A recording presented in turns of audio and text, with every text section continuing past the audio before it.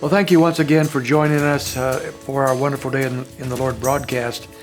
We're looking at the book of Proverbs. As you know, Proverbs are Proverbs.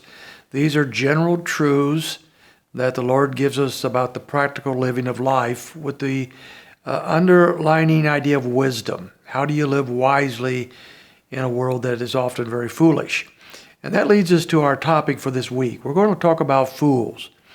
Not because the book of Proverbs is putting down people and calling them names, but because God does not want us to live foolishly. And so one of the devices in Proverbs is to compare and contrast different issues. In this case, comparing and contrasting wisdom with foolishness.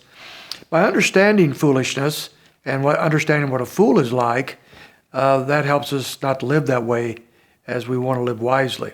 A number of years ago, I did a sermon called Foolproofing Your Life. How do you foolproof your life? Well, Proverbs goes a long ways towards explaining how to foolproof your life. And so we're going to look at that today, begin that by looking at the three Hebrew words for fool, translated fool in our Bibles, for that particular issue of foolishness. The first one is Kesil, Kesil. It's found 49 times in the book of Proverbs, chapter 15, verse 14. The heart of the one who has understanding seeks knowledge, but the mouth of fools feed on folly. The word fool there means, and it's used 49 times, it's the most used word. It means to be dull or closed-minded. So the foolish person is one who simply does not want to know. They do not want to learn. As we'll see later throughout the week, they do not want to change. They feed on folly. Now, what an odd thing. But the human being, their default mode is foolishness. Foolishness is bound up in the heart of a child, we're told. Foolishness is the way the unbeliever lives. Foolishness is the way a Christian can live if they don't live according to the Word of God, is our default mode. And we feed on foolishness. And that's why we run into so many issues, so easily deceived because of that. A second word is Nabal, or Nabal. You'll remember that.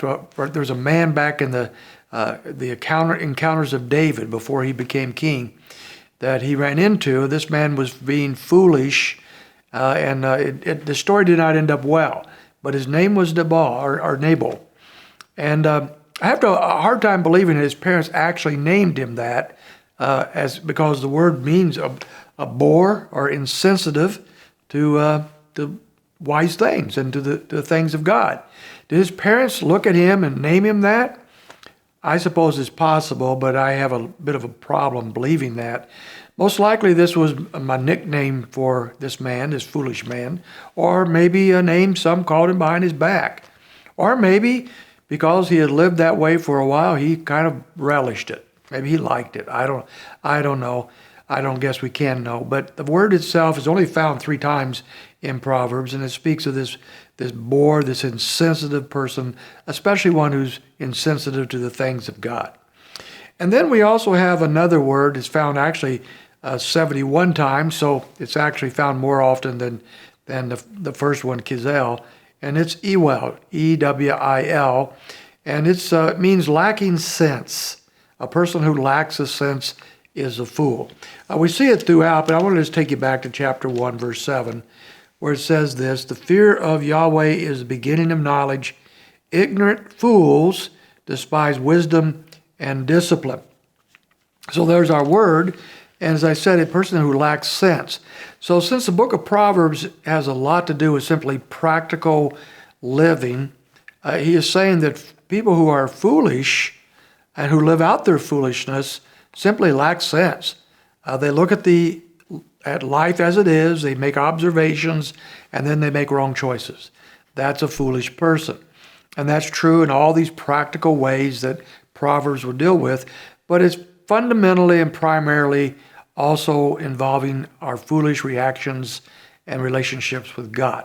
We look at God, we examine God, we observe God, we might even do so through His Word, and then we make the wrong choices. If we do that, we're living out the life of a fool. So God does not want us to be fools, obviously. So he talks about what a fool is. So tomorrow and the next day, we're going to look at some of the characteristics as found in Proverbs for a fool. So I hope you join us, not because you like this topic necessarily, but because none of us want to actually be fools. So I hope you can join us.